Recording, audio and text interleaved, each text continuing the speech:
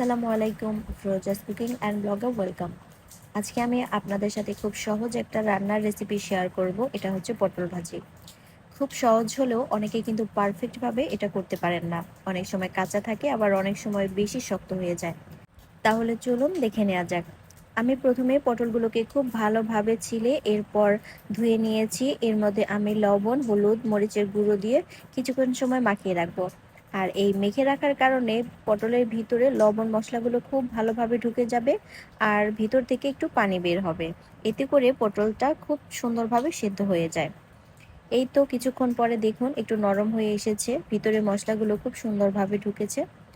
এখন আমি একটা প্যানে তেল গরম করে নিয়েছি। তেলটা আপনারা আপনাদের পরিমাণ মতো দিতে পারেন, আমি একটু বেশিই দেই। পরবর্তীতে যে তেলটা থেকে যায় সেটা আমি অন্য রান্নায় ব্যবহার করতে পারি, তাই একটু বেশি করে দিই। এখন আমি পটলগুলোকে খুব সুন্দরভাবে প্যানের মধ্যে দিয়ে দিব। আমি প্রথমে একটা একটা করে দিয়েছিলাম, পরে দেখলাম একটা করে দিতে গেলে অনেক বেশি জায়গা লাগে, কয়েকবারে ভাজতে হবে, তাই আমি একসাথে দিয়ে দিয়েছি। আসলে রান্না হচ্ছে একটা আর্ট। একেকজন মানুষ এক একভাবে রান্না করে, আর একেকজন মানুষের খাবারের টেস্টও কিন্তু এক এক রকমের হয়। এখন আমি এটাকে একটু উল্টে পাল্টে ভেজে নিব। আর রান্না করার সময় অবশ্যই জালটা লো হিটে রাখতে হবে। খুব বেশি হাই হিটে ভাজলে দেখা যাবে পটলের উপরের অংশ পুড়ে যাবে আর ভিতরের অংশটা কাঁচা থেকে যাবে। এই দেখুন আস্তে আস্তে কিন্তু পটলগুলো ভাজা হয়ে যাচ্ছে।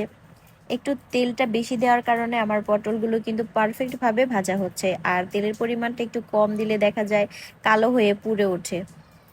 যাই হোক, এখন আমি পটলগুলোকে খুব সুন্দরভাবে নেড়ে চেড়ে একটু ভেজে নিয়েছি। এর মধ্যে আমি পেঁয়াজ কুচি আর কিছু মরিচ কুচিও দিয়ে দিয়েছি একটু ঝালের জন্য। আর পটল ভাজিতে কিন্তু পেঁয়াজ মরিচ দিলে খুব ভালোই লাগে।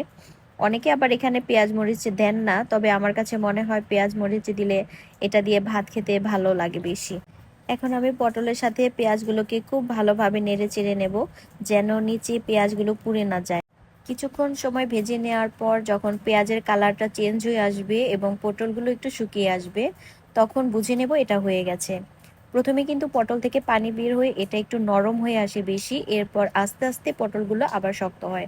আপনারা এভাবে পটল ভাজি খেয়ে দেখবেন, ভালো লাগে খেতে। গরম ভাতের সাথে এই পটল ভাজাটা খেতে কিন্তু অসাধারণ লাগে। ধন্যবাদ সবাইকে এতক্ষণ সময় ধরে আমার ভিডিওটা দেখার জন্য। ভালো লাগলে লাইক, কমেন্ট, শেয়ার করে পাশে থাকবেন। আল্লাহ হাফেজ।